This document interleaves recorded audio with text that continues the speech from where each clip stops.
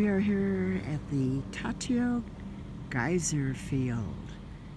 What's so interesting about this field,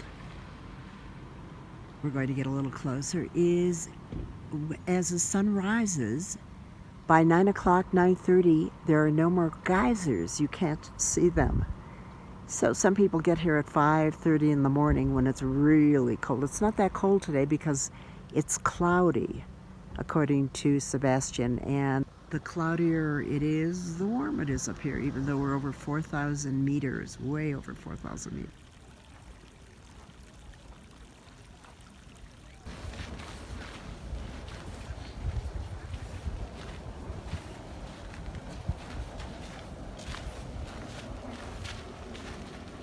It's the highest geothermal field in the world. We are here at 4,000. So what's the altitude here? 4,321 meters above the sea level. It's the highest in the world. Yeah, right? and it's also the third largest. And the third largest. I'm repeating only because since I don't have my poor lost camcorder, my telephone does not pick up the same. So it's also the third largest. The first one is located in USA, in Yellowstone, 50% of the geysers of the world. The second one is located in Russia. It has a name that it's impossible to pronounce for me. And this aquifer is being... As you can see, you're welcome to bring your bathing suit and take a little hot water plunge. But that was not what I wanted to do. Take off all the clothes. Submerge. Put all the clothes back on and then keep on trucking. You can see the trails marked. You're not supposed to go past the rocks, even though I've seen people do that, because there have been many instances where people have crashed through the fragile surface here and been burned to death. This is their biggest geyser, the Big Daddy.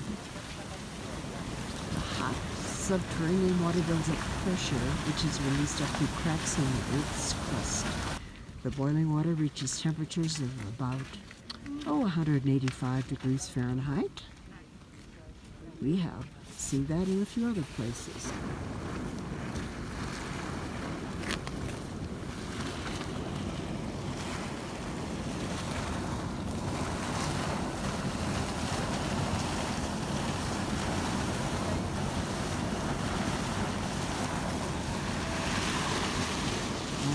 Direction out there behind the mountains is Bolivia.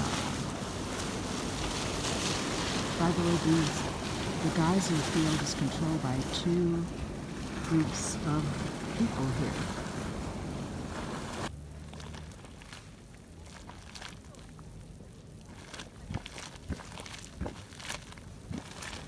And here's our breakfast, all laid out. How beautiful. Croissants, bread. I'm not quite sure what that is. Quinoa? Something? Oh, fruit. I have a feeling those are coca leaves. Is that coca leaves? For coca tea. Coca leaves are very good for altitude sickness. Yes, they are. All right, I've just learned something new. Now I've got to buy the quinoa at home and learn how to toast it. It tastes like little mini popcorns. It is so good.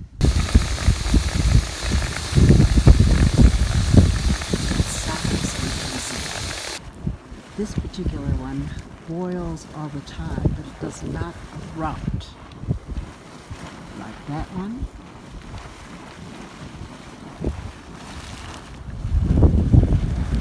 And that one. That one.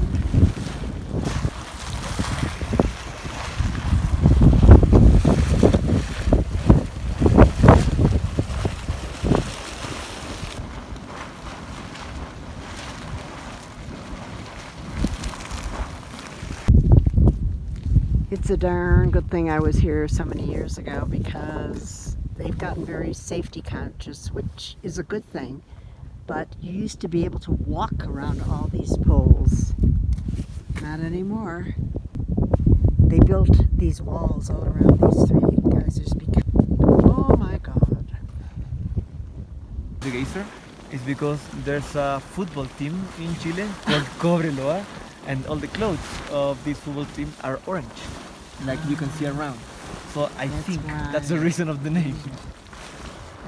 And normally this, the Cobreloa geyser, is the one that gets higher. You can see now maybe 5 or 6 meters. Oh, it was Ooh. like 8 probably. And you can see it higher and higher. But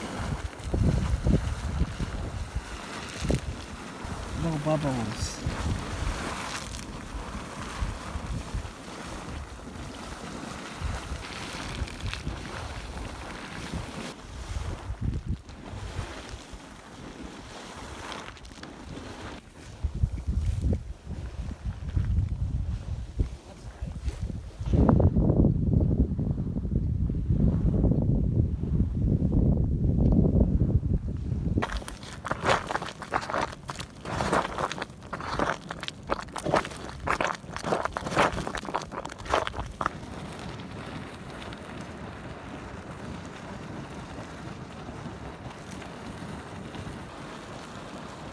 If you look right up on the mountain, there's a nose and there's a body of the old grandfather who cries. That is the meaning of Tatio, old grandfather who cries.